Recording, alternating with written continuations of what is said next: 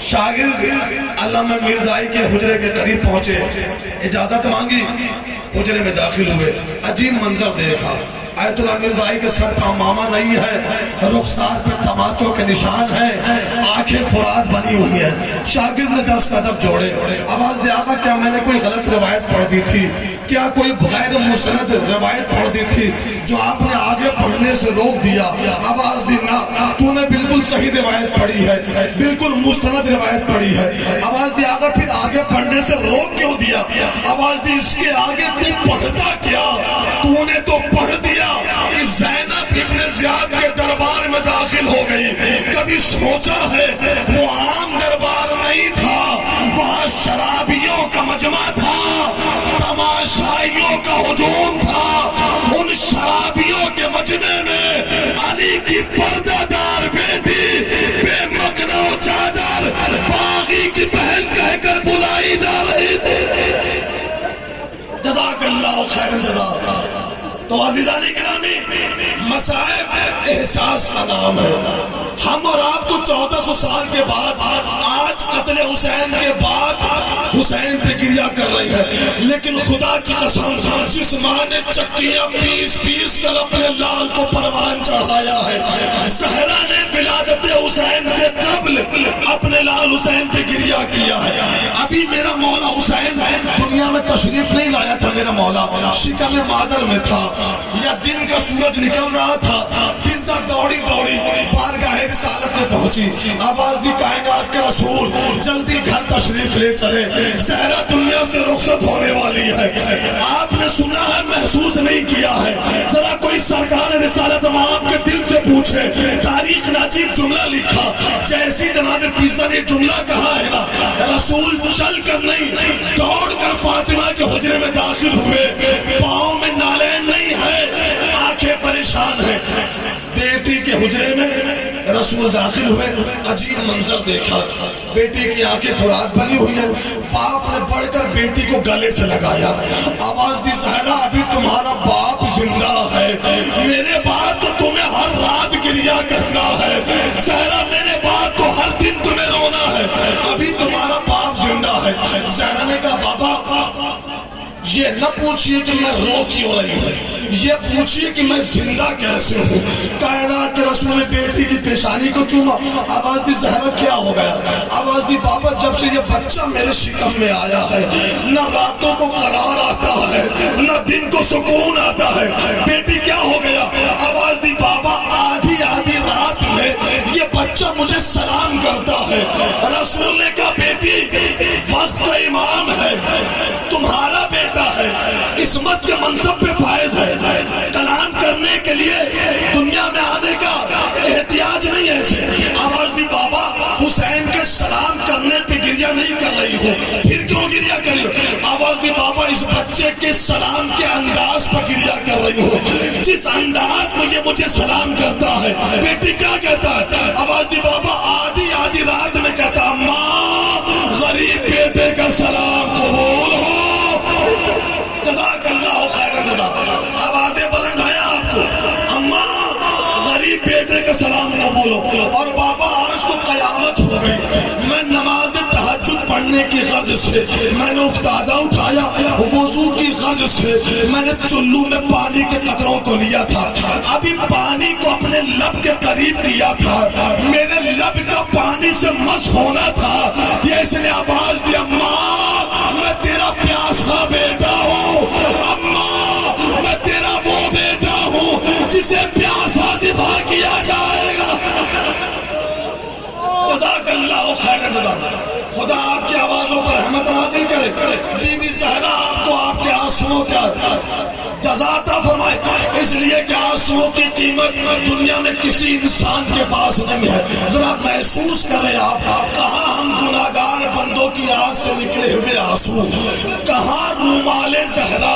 خدا کی قسم یہ ہماری معراج ہے کہ ہمارے آنسو رومال زہرا میں جگہ پاتے ہیں، اور صرف رومال زہرا میں نہیں بلکہ ہمارے آنسو زخم حسین کا مرہم بن جاتے ہیں۔ میں نے یہی جملہ پڑھا ہے کتابوں میں، یہ آنسو جو ہماری آنکھوں سے نکلتے ہیں نا، یہ صرف آنسو نہیں ہے، زخم حسین کا مرہم ہے۔ اب یہ ہر رونے والا اپنے آپ میں محسوس کرے کہ وہ آج حسین کے زخموں کے لیے کتنا مرہم بھیجنا چاہتا ہے۔ بس یہ جملہ سن لینا، یہ جو آنسو نکل رہے ہیں نا آنکھوں سے، یہ آنسو نہیں ہے، زخم حسین کا مرہم ہے۔ عالم ربانی نے خواب میں مولا حسین کی زیارت کی، خوش نصیبی کی معراج تھی اس عالم ربانی کی۔ خواب میں حسین کی زیارت ہوئی، کبھی آگے آتا ہے، کبھی پیچھے جاتا ہے، کبھی دائیں آتا ہے، کبھی بائیں آتا ہے۔ حسین نے کہا کیا کرنا چاہتا ہے؟ آواز دی آقا میں چاہتا یہ ہوں کہ آپ کے جسم کے بوسے ہوں۔ جو جملہ سمجھے گا اسی کے لیے رونا ہے۔ آواز دی آقا میں آپ کے جسم کے بوسے لینا چاہتا ہوں، لیکن آقا میں جسم پہ وہ جگہ تلاش کر رہا ہوں جہاں کے بوسے لے سکوں، اس لیے کہ سردہ قدم جسم پہ کوئی ایسا حصہ نہیں ہے جہاں پہ کوئی تیر کا زخم نہیں ہے، جہاں پہ کسی تلوار کا زخم نہیں ہے، جہاں پہ کسی پتھر کا زخم نہیں ہے۔ آقا ایک جسم پر اتنے زخم، آواز دی میرے ذاکر میرے سینوں کو پیغام دینا، جس اکیلے کو لاکھوں مل کر مارے اس کے جسم پر کتنے زخم آنے چاہیے۔ آنکھ کھلی اس عالم ربانی کی، ساری رات روتا رہا، سارا دن روتا رہا، دوسری شب آئی، روتے روتے اس کی آنکھ لگ گئی۔ معراج پہ تھی اس کی قسمت، دوسرے دن پھر خواب میں حسین کی زیارت ہوئی، لیکن آج منظر بدلا ہوا ہے۔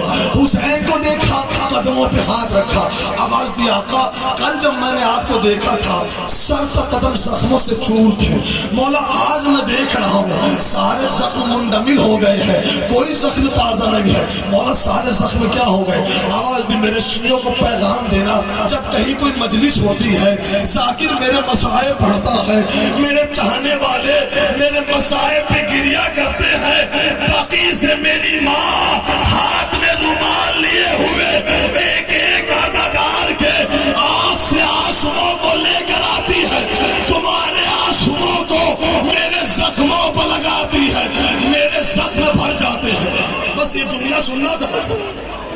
عالم ربانی نے ہاتھ جوڑے، آواز دی آقا یہ وہ ہماری خوش نصیبی ہے، کہاں ہم گناہگاروں کے آنسو آپ کے زخموں کے مرہم، ہاں تمہارے آنسو میرے زخموں کا مرہم بن جاتے ہیں۔ ہاتھوں کو جوڑا، آواز دی آقا جب ہمارے آنسوؤں سے آپ کے زخم منتمل ہو جاتے ہیں، مولا میں دیکھ رہا ہوں دو زخم ابھی بھی تازہ ہیں، دو زخم ابھی بھی تازہ ہیں، مولا کیا زیادہ آنسوؤں کی ضرورت ہے؟ آواز دی نہ، یہ زخم کسی تیر کا نہیں ہے، یہ زخم کسی تلوار کا نہیں ہے، یہ زخم کسی نیزے کا نہیں ہے، پھر کیسا زخم ہے؟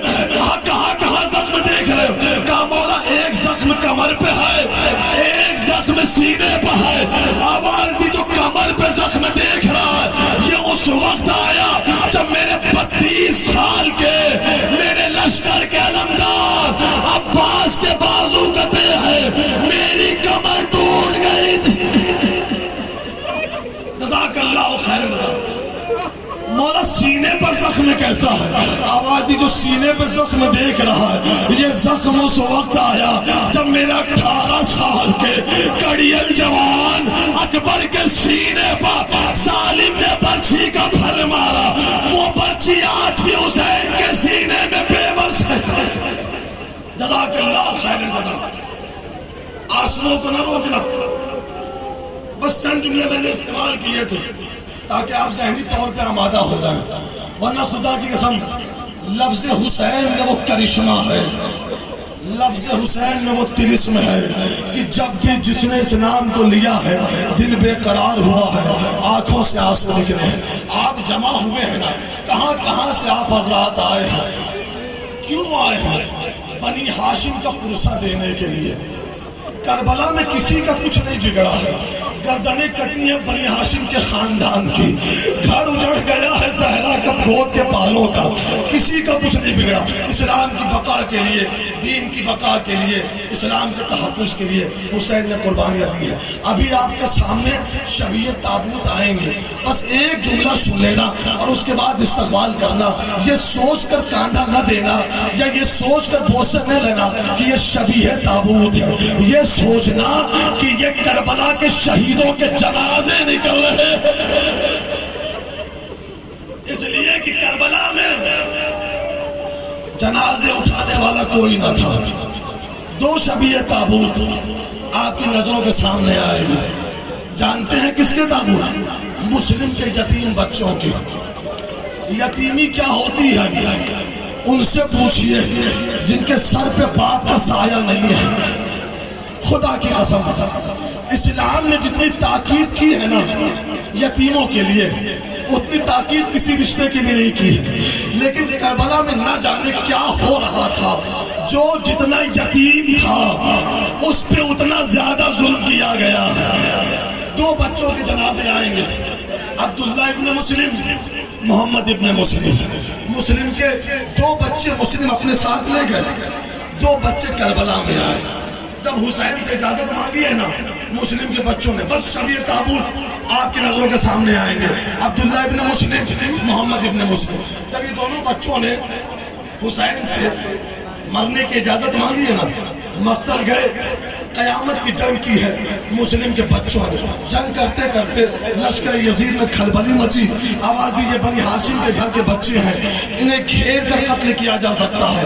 لشکر والوں نے گھیرا, یا ایک ملعون نے محمد ابن مسلم کے گلے کا نشانہ لیا, چلہ کمان میں تیر جوڑا, محمد ابن مسلم کے گلے پر اس ملعون نے تیر مارا. مسلم کا یتیم زین سے زمین پہ آیا. ملعون نے کمان کو ایک طرف رکھا, آگے بڑھا. محمد ابن مسلم کے گلے پر تیر لگا ہوا تھا, بس استقبال کر لینا. محمد ابن مسلم کے گلے پر تیر لگا تھا. یہ ملعون آگے بڑھا اور آگے بڑھ کے کہتا تیر میرا ہے, مجھے چاہیے, تیر میرا ہے.